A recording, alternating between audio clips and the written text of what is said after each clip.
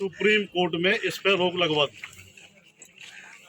अब मामला सिर्फ ये है कि यदि हमारे बच्चे विश्वविद्यालय स्तर पर, केंद्रीय विश्वविद्यालय स्तर पर पढ़ते हैं तो उनके साथ भेदभाव होता है, जातिगत भेदभाव होता है। इस भेदभाव को खत्म करने के लिए एक बहुत अच्छा बिल लाया गया था। वो क्यों लाया गया था? बहुत आज से 4-6 साल पहले आपने सुना हो गया, एक निर्भया हत्याकांड हुआ था, बेमला हत्याकांड हुआ था।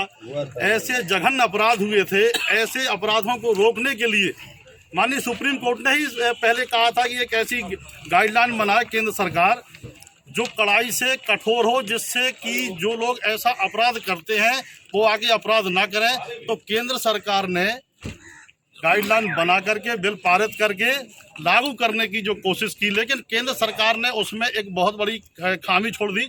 मजबूती के साथ अपना पक्ष अभी सुप्रीम कोर्ट में नहीं रख पा रही है।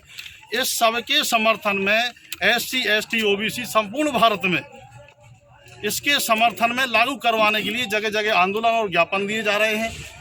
इसलिए दिए जा रहे हैं कि ये लागू हो जाएगा तो हमारे आपके साथ भेदभाव नहीं होगा। अब देखिए, भेदभाव की एक कड़ी हमने लवकुश नगर में 3 तारीख को ज्ञापन दिया समर्थन में। जब हमारे साथ घटना घट सकती है तो लोगों ने कहा आप दलजीत हैं और सिंह भी हैं और राजपूत भी हैं, आपको सिंह हटाना होगा और राजपूत आप नहीं लिख सकते हैं। मतलब हमें यहाँ तक दोगला ऐसे कई शब्दों से सुशोभित कर दिया कि जो एक टीचर है वो शासकीय टीचर है। तो इस तरह के जब व्यवहार हमारे साथ हो सकते हैं तो हमारे बच्चों के साथ विश्वविद्यालयों में इसी प्रकार के टीचर करते हैं।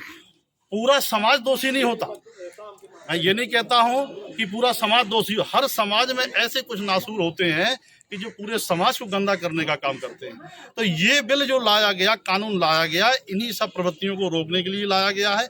इसमें विरोध करने की आवश्यकता नहीं है। ये लग जाएगा, वो तो जो अपराध करेगा वो श्रेणी में आएगा। सही बात, हमारा व्यक्ति भी कर सकता है, बिल्कुल, है ना? बिल्कुल। तो इन जो चीजें हैं इन सब को ध्यान में रखते हुए ये ज्ञापन दिया गया है। और दूसरी एक चीज और बता देता हूँ कि जो 13% होल्ड लगा हुआ है, 27% आरक्षण जो OBC को मिलना था, जो 27% आरक्षण कौन लाया था? प्रधानमंत्री जो विश्वनाथ प्रताप सिंह थे, अपने मध्य प्रदेश में अर्जुन सिंह थे, अभी वर्तमान कमेटी में दिग्विजय सिंह हैं। तो ये लोग चाहते तो ना करते, लेकिन इन्होंने, कहते नहीं है कि जो राजा होता है उसके लिए प्रजा कि सब एक समान होती है। इन्होंने कहीं भेदभाव नहीं किया, लेकिन जो इनके नीचे काम कर रहे हैं ईर्ष्या और द्वेष की भावना से, वो लोग ऐसा करते हैं, उनको भी बदनाम करते हैं प्लस अन्य लोगों को भी बदनाम करते हैं। तो जो याचिकाएं लगाई हुई हैं, 27% को रोका गया है, 13% होल्ड। तो ये कौन लोग हैं?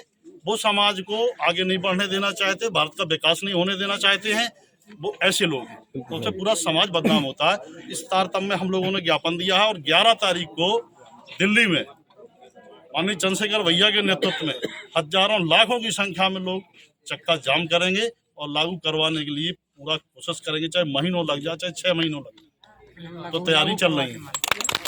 भीम आर्मी जिंदाबाद, भीम आर्मी जिंदाबाद। UGC एक्ट लागू करो, UGC एक्ट लागू करो। छात्रों के सम्मान में, छात्रों के सम्मान में।